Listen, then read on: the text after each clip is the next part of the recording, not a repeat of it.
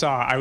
I don't want to say the only person, but I think, to my knowledge, I was one of very few people who were allowed into this super secretive, really incredible warehouse with hundreds upon hundreds upon hundreds of these ultra rare, highly sought after antiquities, and these are still owned by this one single aristocratic family in the heart of Rome. It's really something. Why have they been shrouded in mystery? Why have they been away from the public eye? So many wealthy individuals who own collections such as these put them in museums and such. Well, to be fair, most even really rich people's collections don't have such incredible international importance. And this family, which was sort of a pre-industrial fortune that was created just before like modernity as we think of it. So they were basically so rich that they were able to buy everything before like the Rockefellers and the Morgans and the Gettys sort of came in after them. They were there first. So they bought all of these fading aristocratic family stuff and then they kept it all. So it's collections of collections. And they were able to amass this humongous amount of treasures in a very short period of time. And as a result, they kind of have a lot of Italian cultural patrimony to themselves. So it's a little bit more fraught than someone's trophy pictures on a wall. I mean, there are, if you go online, check it out on the Bloomberg, there are a few pictures there. But, you know, you said it kind of like blew your mind when you walk. Take us there. Like when you walked in and like what was it? Like this family, which to be clear still is very, very well off, has a couple of things. One of them is a 20-acre compound in the heart of Rome behind very high walls that is not really available for the public view, and you can't take photographs, and they let me inside, and it is just mind-boggling.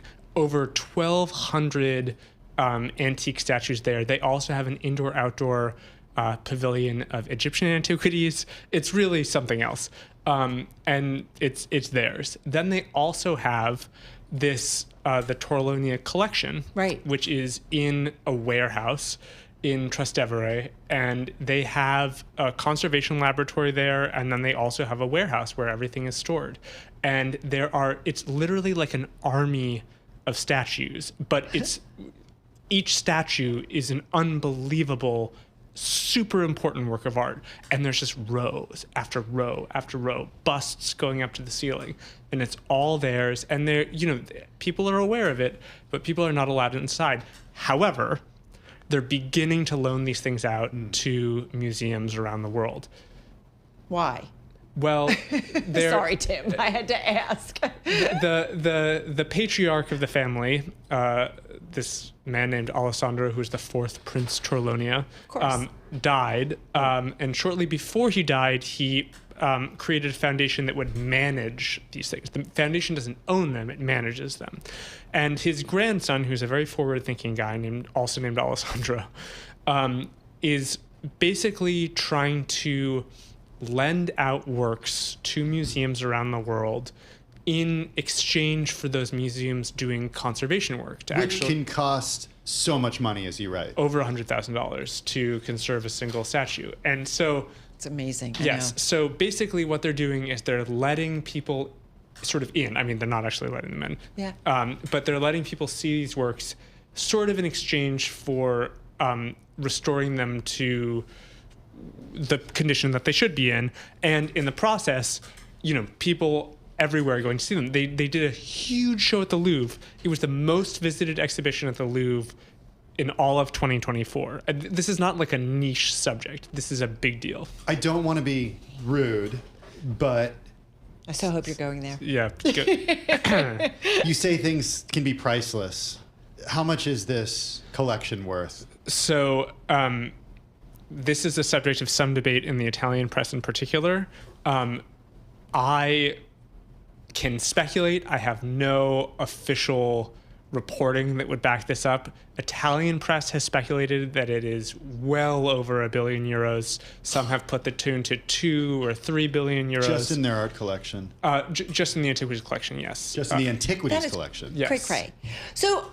help me out here. Is that where you wanted me to go? No, actually, okay. But I'm so glad you went there. So wait, the idea, are they being altruistic, or do they need the money to help do some of those conservation efforts? Or why don't they just sell off a piece when we know it's to do some of it? So I'm just trying to understand the business of collecting. They neither need the money. Okay. They are still a very, very rich family. And I also don't think it's quite altruistic. I think that there has been a lot of controversy over the years because everyone's known that they have this collection, which it is, again, a collection of very important different collections.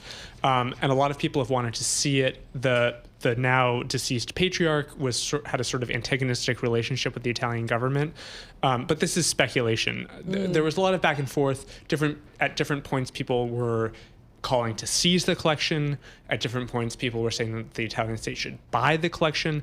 I think this solves a lot of problems, right? They're letting people experience this while simultaneously not giving up any of their control over the family's own stuff.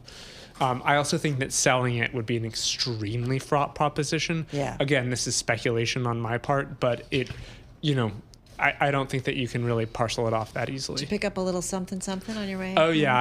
I flew home with a bust in my carry-on. A finger that had fallen off a statue. No, that's exactly how we at Bloomberg do things. Absolutely. I'm kidding. A little levity. 10 seconds if someone wants to see any part of the collection. It is coming to the Art Institute of Chicago. Over 50 sculptures, more than that, from the collection are going to be on view.